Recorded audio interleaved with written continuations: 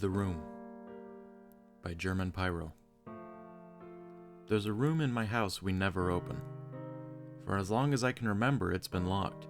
My parents never spoke of it other than to remind my brother and I that we weren't to go downstairs after dark or listen to anything we might hear coming from it. Once, when I was younger, my friend came to spend the night and waited until everyone was asleep before trying to convince me to go downstairs. He knew we weren't supposed to, but no amount of pleas to go back and keep playing GameCube would stop him. So I was forced to wait anxiously by the stairs while he tried the doorknob. He had turned around to ask me if there was a key somewhere when the handle started to shake, a heavy pounding coming from the other side. Both he and I screamed when my dad burst down the stairs shouting at us to get back to bed this instant. And that friend was never allowed over again. I learned to accept the door and tried not to give it too much thought, but my brother wouldn't leave it alone.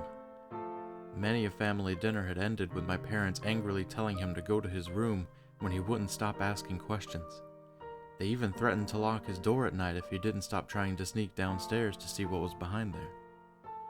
No matter how many times I told him to drop it, he continued to obsess. And one day, I came home and saw him sitting on the couch, his eyes wide and mouth open in terror. I tried asking him what was wrong, but he refused to speak. He just kept staring into space, his face twisted in a silent scream. My unease growing, I turned and walked to the hall.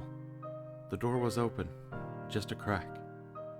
I stepped forward, my heart racing until I was right in front of it. A sudden impulse to throw it open, go inside and see what was in there grabbed me, and I reached my hand out. As I touched the knob, though, a low whispering started from the darkness. Panicking, I slammed the door shut and shoved a table in front of it before fleeing back to the living room.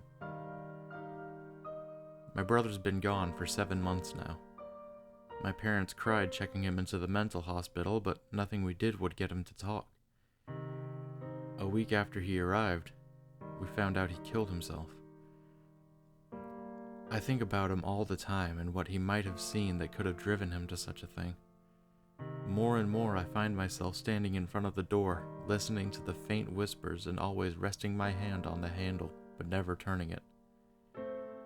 I know eventually I won't be able to resist, that I'll unlock it and discover for myself what's in there.